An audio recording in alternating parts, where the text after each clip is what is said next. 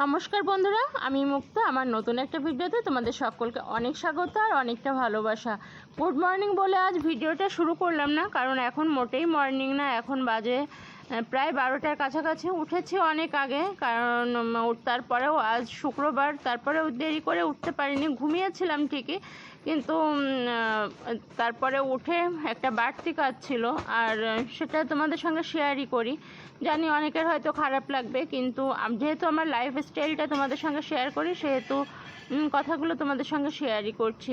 তোমরা তো জানোই যে আমার ভাসুর আছে সংসারে, যিনি কিনা মেন্টালভাবেও অসুস্থ, আর তার এমনিতেও অনেক সমস্যা আছে। যাই হোক, গতকাল দুপুরে খাওয়ার পরে বাথরুমে যেতে যে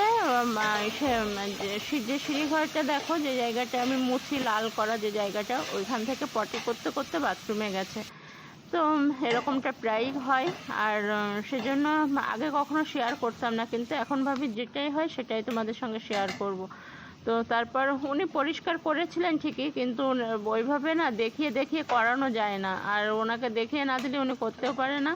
আর ওইভাবে মানে কতক্ষণ বকা যায় বলো তো, একজন লোকের পিছনে বকতে বকতে তখন নিজেরই, যখন অনেকক্ষণ ধরে বকতে হয় না, তখন মেজাজটা এমনিতেই খারাপ হয়ে যায়, আর খারাপ ব্যবহারটা তখন এমনিতেই চলে আসে। আর যে যত আপনজনই হোক না কেন, এই কাজগুলো না কেউ কারোরটা করতে পারে না, যেটুকু করতে হয় তখন দায় থেকে।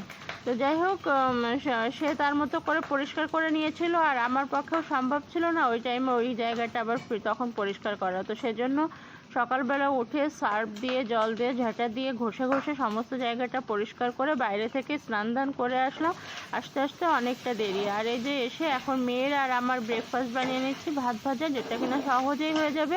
আর এটা করলে না মেয়েকে তাহলে আর খাইয়ে দিতে হবে না। সকালবেলা আমার আর এখন এতটুকু শক্তি নেই যে মেয়েকে এখন বসে বসে খাওয়াবো। নিজেরও যেমন খিদেতে পেটটা চোচো করছে, আর তো সেজন্য এটাই বানিয়ে নিলাম আমার আর মেয়ের জন্য। এটা হলো মেয়ের, আর বাকিটা আমি নিয়ে নেব। ওদিকে টুবি রানী কী করেছে জানো তো? টুবি রানী ঘরে ঢুকে মেয়ের স্কুল জুতো নিয়ে গিয়ে মোজাখানা দিয়েছে কেটে। এখন তাও তো ভাগ্যি যে জুতোটা কেটে দেয়নি। আর তারপর বাতাসে যাতে দরজাটা আটকে না যায়, একখানা টিক দিয়ে রাখি, সেটাকেও নিয়ে গেছিলো। নিয়ে যেয়ে সেখানে বসে বসে ইচ্ছা মতো মনের সুখে চিবিয়েছে। সেজন্য সব কিছু দিক দিয়ে মনটা ভীষণ পরিমাণে হয়ে আছে। আর ওই কাজটা করতে না আমার ভীষণ খারাপ লাগে, প্রচণ্ড পরিমাণে কষ্ট হয় আমার, আর ঘেন্নাও লাগে। তো আজকে তোমার দাদাভাইকে রুটি করে দিইনি, বললাম রুটি আর করতে পারছি না, আজকে ওটসটাই খেয়ে নাও। কিন্তু ওটস খেতে না ওর একটু সমস্যা হয় বুঝি, মানে রুটিটা যেমন গালের মধ্যে দিলে চলে যায়, আর ওটসটা না গালে দিলে পরে বলে আমার গালের মধ্যে না ছড়িয়ে যায়। আর অনেকক্ষণ ধরে ভিজিয়ে রাখলে পরে কী হয় জানো, একটা নালসে নালসে একটা ব্যাপার চলে আসে, সেটা আবার ওর ঠিক ভালো লাগে না। তো এই যে ওটস, কলা, দুধ আর একটুখানি চিনি দিয়ে সে খেয়ে নেয়। তো এই তো তার খাবারটা দিয়ে আসতে পারলে পরে সকালের কাজ আপাতত কমপ্লিট। তারপরে দুপুরের রান্নায় আর তেমন কিছু রাখছি না, রান্না করব শুধুমাত্র চিকেন আর ভাত। আর তোমার দাদাভাই বললো যে সে চিকেন খেতে পারবে কিনা জানি না, তো ভেবেছি তার জন্য আলাদা করে, মানে একদম সফট করে প্রেশার কুকারে সিটি দিয়ে রান্না করে দেব। রান্না করতে চলে এসেছি, আজকে আর অন্য কিছু শেয়ার করতে পারিনি। তো এই তো চিকেনটাকে কষিয়ে নিচ্ছি। আর যেহেতু ফ্রাইডেতে মানে চিকেন ডে বা মাটন ডে, আর যেহেতু তোমার দাদাভাইয়ের শরীরটা খুব একটা ভালো নেই, সেজন্য মাটনটাও কমই হয়, এখন চিকেন ডেটাই বেশি। আর এদিকে চিকেনটা কষা হচ্ছে, আর এদিকে ভাত চাপিয়েছি, আর মেটুটা পরে দেবো, তাই মেটুটা নুন হলুদের মধ্যে রয়ে গেছে। আর এখানে রয়েছে মাছ ভাজা করব, আর এদিকে ডালও কমপ্লিট, এই যে লাউ ডাল, এটা হয়ে গেছে। আর মাছটাকে ভাজা করব, আর এই বাসন মাজতে হবে, বাসন মাজাও হয়নি, সকালে খাওয়ার পর এইটুকু বাসন জমেছে।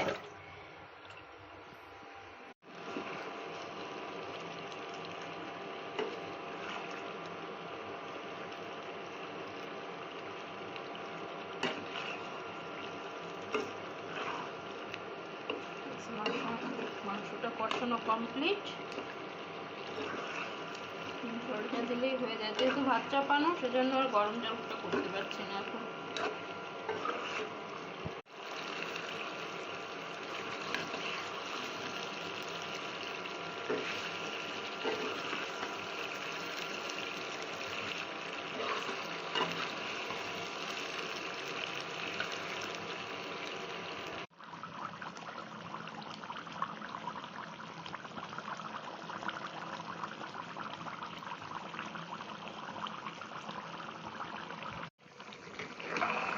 মাংস রান্না কমপ্লিট। একদম বড় বড় করে আলু দিয়ে আর রসুন দিয়ে প্লেন ঝোল, একেবারে পাতলা করিনি কারণ পোলট্রির মুরগিটা না অতটা পাতলা করলে ভালো লাগে না। এখন একটুখানি গরম মশলা দিয়ে নামিয়ে নিতে পারলে ব্যাস।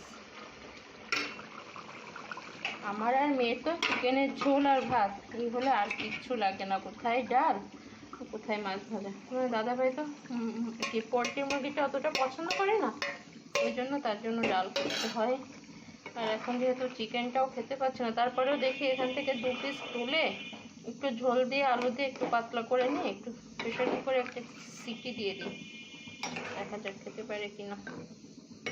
যে যেমন খেতে পারে তাকে যদি সেভাবে দেওয়া যায় আর সে যদি সেভাবে তৃপ্তি করে খায় তখনই তো আসল আনন্দটা লাগে, তাই না? আমি আমার মতো করে রান্না করে রাখলাম, খেতে বসলে সে খেতে পারলো না, তখন কি ভালো লাগে? আর কার কেমন লাগে জানি না, তবে আমার ভালো লাগে না জিনিসটা।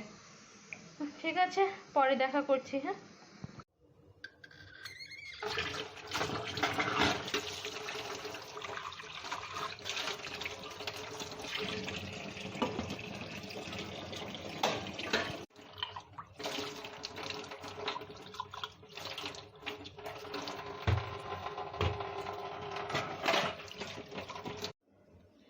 বাসন মাজা কমপ্লিট। আর চলো রান্না বান্নাগুলো একটু দেখিয়ে দিই। এখানে আছে ভাত, ভাতটাকে ঢেলে রেখেছি কারণ ভাতটাকে ঢেলে রেখে তোমার দাদাভাই চিকেনটা বসিয়েছিলাম, এই যে তার জন্য পাতলা ঝোল। আর এই যে আমাদের লাল লাল কষা কষা ঝোল, এই হলো লাস্ট লুক চিকেনের। আর এখানে আছে ডাল আর এই হলো মাছ ভাজা। এই হলো আজকের লাঞ্চ মেনু। তো চলো এখন আর কথা বলার মতো সময় নেই, লাঞ্চটা করে নিই। হ্যাঁ, খাওয়া দাওয়া কমপ্লিট করে দুজনে মিলে চললাম এখন মেলায়। মেলায় না গেলে ইনার আর মুখ দিয়ে কথা বের হচ্ছিল না। আর যখন বললাম ঠিক আছে চল, তখন কত আদর, কিভাবে আদর করলি দেখাবো না। চলো, মেয়ে আমার হাত ধরে চলেছে মেলায়। যখনই মেলায় যাই বা কোনো ভিড়ভাট্টায় যাই, হয় আমার হাত না হলে ওর বাবার হাত, ঠিক এইভাবে শক্ত করে ধরে রাখবে।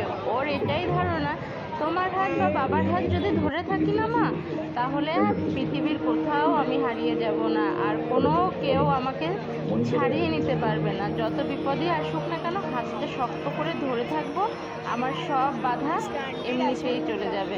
তো যাই হোক, এভাবে হাত ধরাধরি করে মা মেয়ে মিলে চলেছি। ওই যে বলেছিলাম কোনো প্ল্যান ছিল না, সকাল থেকে উঠে মনটা এমন খারাপ হয়েছিল। তো যাই হোক, সব কিছু পার করে চলে এসেছি মেলায়।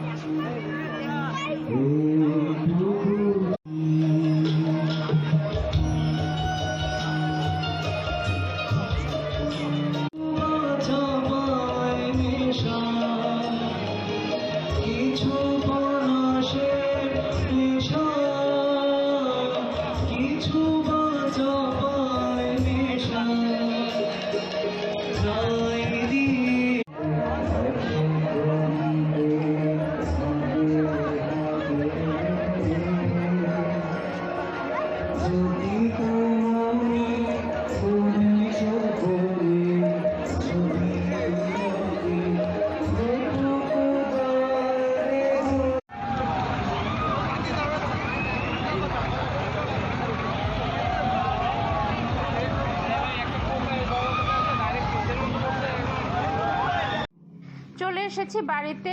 আর তোমার দাদাভাই তো অন্য কিছু খেতে পারছে না, তো সেজন্য আজকে নিয়ে আসলাম একটা আইসক্রিম। গতকালকেও আইসক্রিম নিয়ে এসেছিলাম আর একটা ভেজিটেবল রোল এনেছিলাম। যদি খেতে পারে, খেতে না পারুক, তবুও মনে মনে হয়তো ভাবতে পারে মেলায় তো গেল, আমার জন্য তো কিছু নিয়ে এলো না, তো সেজন্য নিয়ে এসেছিলাম। আর আমারও মনটা কেমন করছিল যে কি সে আমরা কত কিছু খাচ্ছে, কিন্তু গতকাল আর রাতে তোমাদের সঙ্গে ভিডিওটা শেষ করা হয়নি। আর এখন আজ তো নেক্সট ডে, ঘড়িতে এখন বাজতে গেছে প্রায় 12টা। সব কাজবাজ কমপ্লিট, এখন দুপুরে রান্নাবান্না চাপাবো।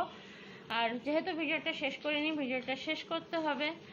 আর এই যে গতকাল সকালবেলা কি ঘটনা ঘটেছে সেটা তো তোমাদের সঙ্গে শেয়ার করেছিলামই।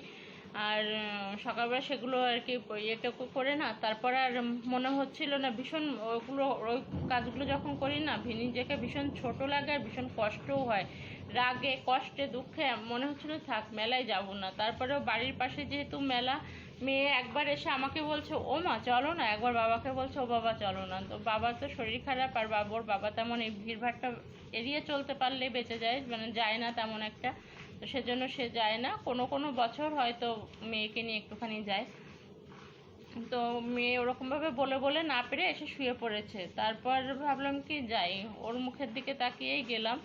তো যাওয়ার কোনো ইচ্ছা বা মানসিকতা কিছুই ছিল না। তো ভাবলাম ওর ওকে যদি একটু নিয়ে না যায়, ওর মনটা ভীষণ খারাপ হয়ে থাকবে। এমনিতেই তো কোথাও যেতে পারে না, মানে কোনো মামার বাড়ি যাওয়া সেভাবে তো যেতে পারে না।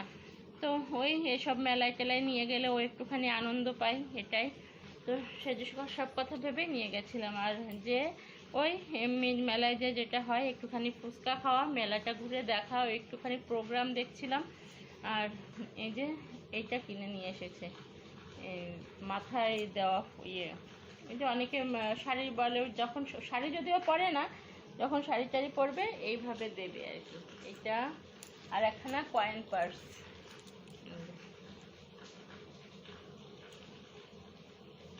এখানে কয়েন পার্স কিনে নিয়ে এসেছে।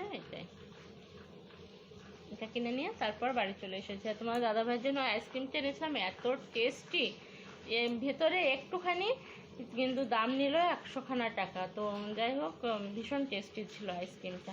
ঠিক আছে, আজকের ভিডিওটা এটুকুই থাকছে। আজ তবে আসি, ভালো লাগলে লাইক করো, কমেন্ট করো, শেয়ার করো, চ্যানেলে নতুন হলে সাবস্ক্রাইব করো। আজকের মতো টাটা, বাই বাই।